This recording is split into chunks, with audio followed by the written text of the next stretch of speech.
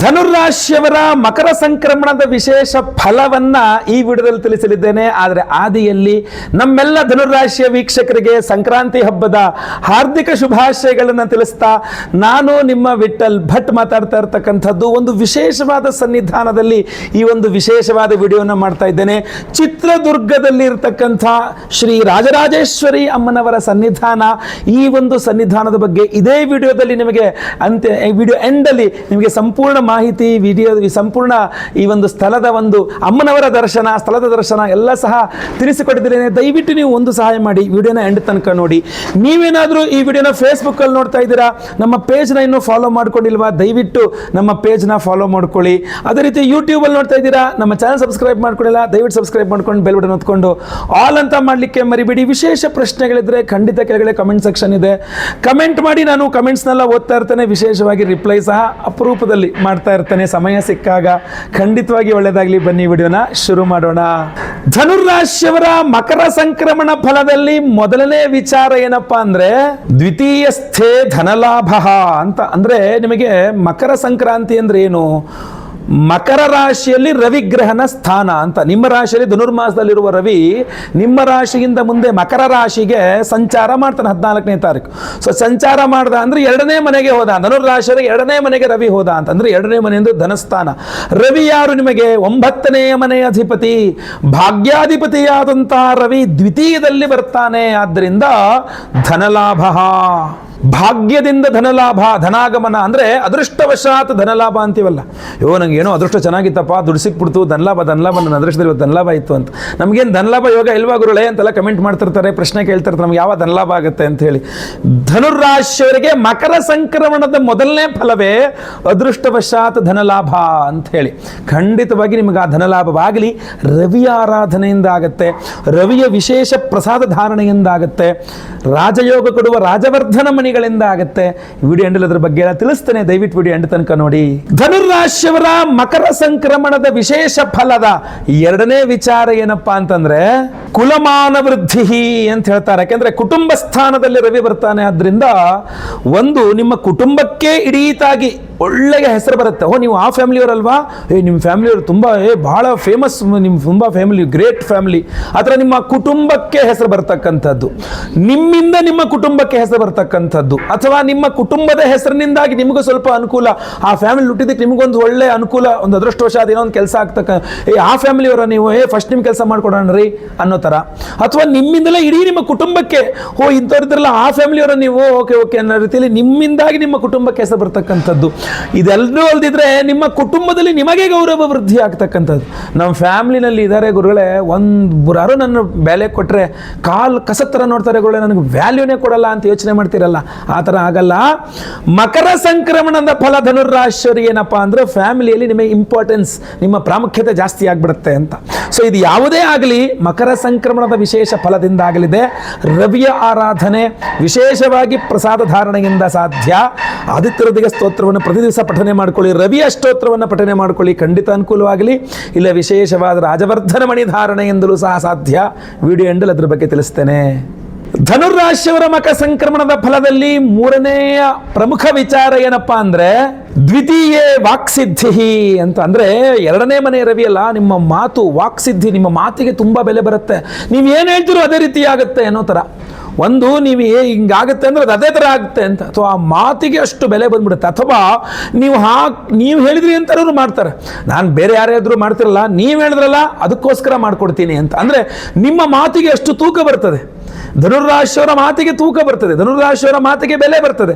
ಧನುರಾಶಿಯವರು ಹೇಳದಂತೆ ಕೇಳ್ತಾರೆ ಇನ್ನೊಬ್ಬರು ಅನ್ನುವಂಥದ್ದು ಇದೆಯಲ್ಲ, ಇದು ಒಂದು ಸ್ವಲ್ಪ ಸಂತೃಪ್ತಿಯ ವಿಚಾರವಾಗಿರುತ್ತೆ. ಯಾಕೆಂದ್ರೆ ಧನುರಾಶಿಯವರು ತಪ್ಪು ಮಾತಾಡೋದಿಲ್ಲ, ಧನುರಾಶಿಯವರು ಸುಳ್ಳು ಪಳ್ಳು ಮಾತಾಡೋದಿಲ್ಲ, ಧನುರಾಶಿಯವರು ಮೋಸ ಮಾಡೋದಿಲ್ಲ ಅಂತ. ಸೊ ಧನುರಾಶಿಯವರ ವಿಶೇಷ ಫಲ ಇರೋದ್ರಿಂದ ಧನುರಾಶಿಯವರಿಗೆ ಮಕರ ಸಂಕ್ರಮಣದ ವಿಶೇಷ ಫಲ ವಾಕ್ಸಿದ್ಧಿ, ಅವರ ಮಾತಿಗೆ ಬೆಲೆ ಸಿಗ್ತದೆ, ಅವರು ಹೇಳದಂತೆ ಆಗ್ತದೆ ಅಂತ. ಅದು ತುಂಬಾ ವಿಶೇಷ. ಅಲ್ಲಿ ರವಿಯ ಆರಾಧನೆಯ ವಿಶೇಷ ಪ್ರಾಮುಖ್ಯತೆ ಇದೆ. ಆದ ಕಾರಣವೇ ನಾನು ರವಿ ಆರಾಧನೆ ಮಾಡ್ಕೊಳ್ಳಿ, ಅದ್ಭುತವಾದಂತಹ ಸಂದರ್ಭ ಅಂತ ಹೇಳ್ತಾ ಇದ್ದೇನೆ. ವಿಡಿಯೋ ಎಂಡಲ್ಲಿ ಅದ್ರ ಬಗ್ಗೆ ವಿಶೇಷವಾಗಿ ತಿಳಿಸ್ತೇನೆ.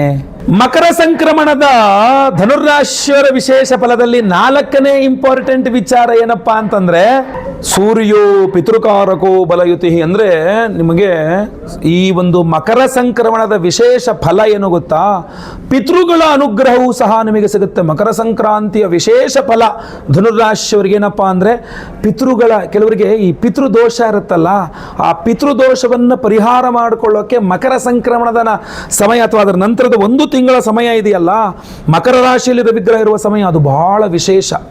ಮಕರ ಸಂಕ್ರಮಣದಲ್ಲಿ ಆ ಸಂದರ್ಭದಲ್ಲಿ ವಿಶೇಷವಾಗಿ ಆ ಸಮಯ, ಆ ತಿಂಗಳಿನಲ್ಲಿ, ಮಕರ ಮಾಸದಲ್ಲಿ ಧನುರಾಶಿಯವ್ರಿಗೆ ಏನಾದ್ರು ಪಿತೃದೋಷ ಇದ್ದರೆ ಅವರು ಈ ಪ್ರೇತ ಬಾಧೆಗಳನ್ನು ಪರಿಹಾರ ಮಾಡ್ಕೊಳ್ಳೋಕ್ಕೆ ಪ್ರೇತೋದ್ಧಾರ, ಮೋಕ್ಷನಾರಾಯಣ ಬಲಿ, ತ್ರಿಪಿಂಡಿ ಶ್ರಾದ್ದಾದಿ ಏನೇ ಕೈಂಕರ್ಯಗಳಿರಲಿ ಅದನ್ನು ಮಾಡಿಸ್ಕೊಂಡ್ರೆ ತಕ್ಷಣ ಪರಿಹಾರ ಆಗುತ್ತೆ, ತಕ್ಷಣ ಫಲ ಸಿಗುತ್ತೆ.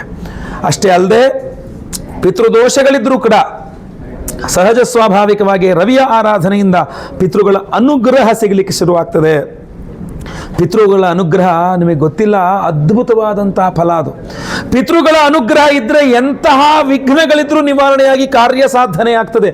ಏನೇ ವಿಘ್ನಗಳು, ಈ ಕೆಲಸನೇ ಆಗ್ತಾಯಿಲ್ಲ ಗುರುಗಳೇ, ತಲೆ ಕೆಟ್ಟೋಗಿದೆ ಅಂತಾರಲ್ಲ, ಪಿತೃಗಳ ಅನುಗ್ರಹ ಇದ್ರೆ ನೀವು ಯಾವುದೇ ಕೆಲಸಕ್ಕೆ ಕೈ ಹಾಕಿ ಪಿತೃಗಳ ಅನುಗ್ರಹ ಇತ್ತು ಅಂತ ಆದ್ರೆ ಆ ಕೆಲಸ ನಿರ್ವಿಘ್ನವಾಗಿ ಬೇಗ ಶೀಘ್ರಾತಿ ಶೀಘ್ರವಾಗಿ ಆಗತ್ತೆ. ಪಿತೃ ದೋಷ ಇದ್ದಾಗೆ ಕೆಲಸಗಳಾಗಲ್ಲ.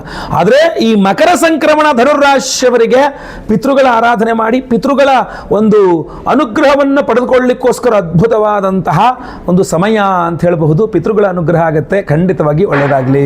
5ನೆಯ ವಿಚಾರ ಧನುರಾಶಿಯವರಿಗೆ ಮಕರ ಸಂಕ್ರಮಣದ ಫಲದಲ್ಲಿ ಏನಪ್ಪಾ ಅಂತಂದ್ರೆ ಆಹಾರಾದಿ ವಿಚಾರಗಳಲ್ಲಿ ಸ್ವಲ್ಪ ಎಚ್ಚರಿಕೆಯನ್ನು, ಅದರಲ್ಲೂ ಆಹಾರ ದ್ರವ ಅಂದ್ರೆ ನೀರು, ಕುಡಿಯುವ ನೀರಿನ ಬಗ್ಗೆ ಸ್ವಲ್ಪ ಜಾಸ್ತಿ ಗಮನವನ್ನು ಕೊಡಬೇಕು.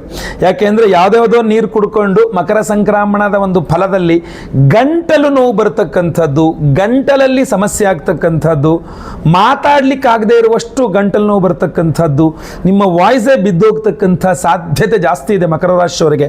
ಮಕರ ಸಂಕ್ರಮಣದ ಫಲದಲ್ಲಿ ಸ್ವಲ್ಪ ಗಂಟಲಿನ ವಿಚಾರದಲ್ಲಿ ಎಚ್ಚರಿಕೆ. ಕರಿದ ಪದಾರ್ಥಗಳು ತಿನ್ನಬೇಡಿ, ಬಿಸಿ ಬಿಸಿ ನೀರನ್ನು ಕುಡಿಯಲಿಯೋ ಪ್ರಯತ್ನವನ್ನು ಮಾಡಿ, ಆಯ್ತಲ್ವಾ?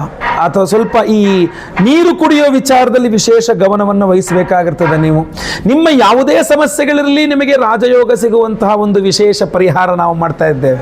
ಜನವರಿ 18ನೇ ತಾರೀಕು ಅಮಾವಾಸ್ಯೆ ಭಾನುವಾರದ ದಿವಸ ನಮ್ಮ ಯಾಗಶಾಲೆಯಲ್ಲಿ ನಿಮ್ಮೆಲ್ಲರ ಸಮಸ್ಯೆಗಳ ಪರಿಹಾರಕ್ಕೆ ಹಲವಾರು ವಿಶೇಷವಾದ ಹೋಮಗಳಿದೆ. ಅದರಲ್ಲಿ ಪ್ರಮುಖವಾದದನ್ನು ಮಾತ್ರ ಈಗ ತಿಳಿಸ್ತೇನೆ, ಇನ್ನು ಮುಂದೆ ವಿಡಿಯೋಗಳಲ್ಲಿ ತಿಳಿಸ್ತೇನೆ ಇನ್ನು ವಿಶೇಷ ಪರಿಹಾರಗಳು ಏನು ಮಾಡ್ತಾ ಇದ್ದೇವೆ ಅಂತ ಹೇಳಿ. ಆದರೆ ಸಹಸ್ರ ರವಿಶಾಂತಿ ಹೋಮವನ್ನು ಮಾಡ್ತಾ ಇದೆ. ಅಂದ್ರೆ ರವಿಯ ವಿಶೇಷವಾದ ಪ್ರಾಧಾನ್ಯತೆ ಇದೆ. ಮಕರ ಸಂಕ್ರಮಣ ಅಂದ್ರೆ ರವಿಯ ಸಂಚಾರ. ಸೊ ಅದರಿಂದ ಆ ರವಿಯ ಸಂಚಾರದಲ್ಲಿ ರವಿಯ ವಿಶೇಷವಾದಂತಹ ಪರಿಹಾರದ ಅವಶ್ಯಕತೆ ಇರೋದ್ರಿಂದ ಸಹಸ್ರ ರವಿಶಾಂತಿ ಹೋಮವನ್ನು ಮಾಡ್ತಾ ಇರತಕ್ಕಂಥದ್ದು ಜನವರಿ 18ನೇ ತಾರೀಕು ಅಮಾವಾಸ್ಯೆ ಪರ್ವ ದಿನದಂದು. ಅದರ ಜೊತೆಯಲ್ಲಿ ನಾವು ಸ್ವಯಂವರ, ಪಾರ್ವತಿ ಹೋಮ ಇರಬಹುದು, ಗುರು ಶಾಂತಿ, ಶನಿ ಶಾಂತಿ, ನವಗ್ರಹ ಶಾಂತಿ ಹೋಮಗಳು, ಇನ್ನೂ ವಿಶೇಷವಾದಂತಹ ಈ ಮಾಟಮಂತ್ರ, ಕೃಷ್ಣಮ ಅಥವಾ ದೃಷ್ಟಿದೋಷಾದಿಗಳನ್ನು ಪರಿಹಾರ ಮಾಡತಕ್ಕಂಥ ವಿಶೇಷ ಹೋಮಗಳು ಇದೆ. ಅದರ ಬಗ್ಗೆ ನಾನು ಆಮೇಲೆ ತಿಳಿಸ್ತೇನೆ, ಮುಂದಿನ ವಿಡಿಯೋಗಳಲ್ಲಿ ತಿಳಿಸ್ತೇನೆ. ಬಟ್ ಈಗ ನಾನು ತಿಳಿಸ್ತಾ ಇರ್ತಕ್ಕಂಥದ್ದು ಡೇಟ್ನ ಮೆನ್ಷನ್ ಮಾಡಿ ರೌಂಡ್ ಅಪ್ ಮಾಡಿ ಇಟ್ಕೊಳ್ಳಿ. ಅವತ್ತಿನ ದಿವಸ ನಾವು ಮಾಡ್ತಾ ಇದ್ದೇವೆ ಜನವರಿ 18ನೇ ತಾರೀಕು ಭಾನುವಾರ, ವಿಶೇಷವಾಗಿ ಅಮಾವಾಸ್ಯೆ ಪರ್ವದಿನಂದು ಪ್ರಸಾದ ಏನು 1008 ಸಂಖ್ಯೆಯಲ್ಲಿ ರವಿಗ್ರಹಕ್ಕೆ ಹೋಮವನ್ನು ಮಾಡಿ ವಿಶೇಷವಾದ, ನಾನೀಗ ಧಾರಣೆ ಮಾಡ್ಕೊಂಡು ನಿಮಗೆ ಸ್ಕ್ರೀನ್ ಮೇಲೂ ಕಾಣ್ತದೆ, ಆ ವಿಶೇಷವಾದ ರಾಜವರ್ಧನ ಮಣಿಯನ್ನು ಪ್ರತಿಯೊಬ್ಬರಿಗೂ ಸಹ ಕೊಡ್ತಾ ಇದ್ದೇವೆ. ಈ ರಾಜವರ್ಧನ ಮಣಿ ಪ್ರತಿಯೊಬ್ಬರ ನಿಮ್ಮಲ್ಲಿ ರಾಜಯೋಗವನ್ನು ವೃದ್ಧಿ ಮಾಡಿ ರಕ್ಷಣೆಯನ್ನು ಕೊಟ್ಟು ನಿಮಗೆ ಅಧಿಕಾರ ಪ್ರಾಪ್ತಿಯ ಯೋಗ ಫಲವನ್ನು ಕೊಟ್ಟು ಜಯವಿಜಯವನ್ನು ಕೊಡ್ತಕ್ಕಂಥ, ಎಲ್ಲ ಕಡೆ ನಿಮಗೆ ಜಯ ಆಗಬೇಕು. ನಾನು ಈಗಾಗಲೇ ಫಲದಲ್ಲಿ ನಿಮಗೆ ಏನೇನು ತಿಳಿಸಿದ್ದೇನೆ ಅದರಲ್ಲಿರೋ ನೆಗೆಟಿವಿಟೀಸ್ ಎಲ್ಲ ನಿವಾರಣೆ ಮಾಡಿ ಪಾಸಿಟಿವಿಟೀಸ್ ನಿಮಗೆ ಕೊಡ್ತಕ್ಕಂಥದ್ರಲ್ಲಿ ರಾಜವರ್ಧನ ಮಣಿಯ ಒಂದು ವಿಶೇಷತೆ ಬಹಳ ಇದೆ. ಪ್ರತಿಯೊಬ್ಬರೂ ಸಹ ರಾಜವರ್ಧನ ಮಣಿಯನ್ನು ಧಾರಣೆ ಮಾಡಿಕೊಳ್ಳಬಹುದು. ಈ ರಾಜವರ್ಧನ ಮಣಿಯನ್ನು ನಿಮ್ಮ ಉಂಗುರದ ಬೆರಳಿಗೆ ಹಾಕಲಿಕ್ಕೋಸ್ಕರವಾಗಿ ವಿಶೇಷವಾಗಿ ನಾವು ಉಂಗುರವನ್ನು ಸಹ ಮಾಡಿಸಿದ್ದೇವೆ. ಇದನ್ನು ಏನು ಎಕ್ಸ್ಟೆಂಡ್ ಕೂಡ ಆಗ್ತದೆ, ಇದು ಏನೂ ತೊಂದರೆ ಸೈಜ್ ವಿಚಾರದಲ್ಲಿ. ಸೊ ಇಂತಹ ಒಂದು ವಿಶೇಷ ಮಣಿಯನ್ನು ಪ್ರತಿಯೊಬ್ಬರೂ ಸಹ ಧಾರಣೆ ಮಾಡ್ಕೊಳ್ಳೋಕ್ಕೆ ಸಂಕಲ್ಪ ಸೇವೆಗೆ ನಿಮ್ಮ ಹೆಸರು ಕೊಡಬಹುದಾಗಿರ್ತದೆ. ಸ್ಕ್ರೀನ್ ಮೇಲೆ ಕಾಣುವಂತಹ ನಂಬರು 6361335497 ಈ ನಂಬರ್, ಅಥವಾ 9113295125 ಈ ನಂಬರ್ಗೆ ನಿಮ್ಮ ಹೆಸರು, ಗೋತ್ರ ಗೊತ್ತಿದ್ರೆ, ನಕ್ಷತ್ರ ಗೊತ್ತಿದ್ರೆ, ರಾಶಿ ಗೊತ್ತಿದ್ರೆ, ಇಲ್ಲ ನಿಮ್ಮ ಹೆಸರು ವಿಳಾಸ ಅಷ್ಟೇ ಆದರೂ ಪರವಾಗಿಲ್ಲ, ಖಂಡಿತವಾಗಿ ಬೇಗ ಬೇಗ ವಾಟ್ಸಪ್ ಮಾಡ್ಕೊಳ್ಳಿ. ಲೈವಲ್ಲಿ ನಿಮ್ಮ ಹೆಸರು ಸಂಕಲ್ಪ ಆಗುತ್ತೆ. ನಿಮ್ಮ ಹೆಸರು ಸಂಕಲ್ಪ ಆಗೋದು ನೀವು ಲೈವಲ್ಲಿ ನೋಡಬಹುದು. ಎಲ್ಲ ಹೋಮಗಳು ಹೋಮಗಳು, ಇನ್ನು ವಿಶೇಷವಾದ ಇನ್ನೂ ಹೋಮಗಳಿದೆ, ನಾನು ಮುಂದೆ ತಿಳಿಸ್ತೀನಿ ವಿಡಿಯೋಗಳಲ್ಲಿ. ಎಲ್ಲ ವಿಡಿಯೋಗಳ ಹೋಮಗಳನ್ನು ನೀವು ಲೈವ್ ಆಗಿ ನೋಡ್ತೀರಾ.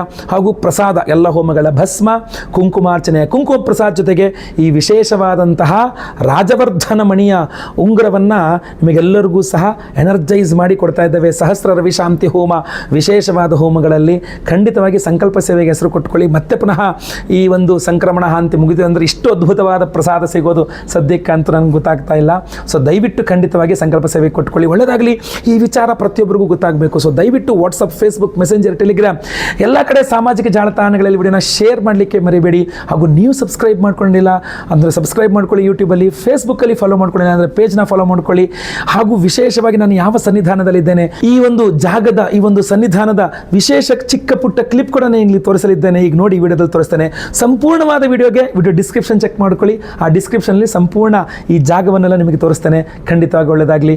ಮುಂದಿನ ವಿಡಿಯೋದಲ್ಲಿ ಮತ್ತೆ ಪುನಃ ಸಿಗ್ತೇನೆ. ಎಲ್ಲರಿಗೂ ಸಹ ಒಳ್ಳೆಯದಾಗಲಿ. ಲೋಕ ಸಮಸ್ತ ಸುಖಿನೋ ಭವಂತು. ನಾರಾಯಣ ನಾರಾಯಣ ನಾರಾಯಣ.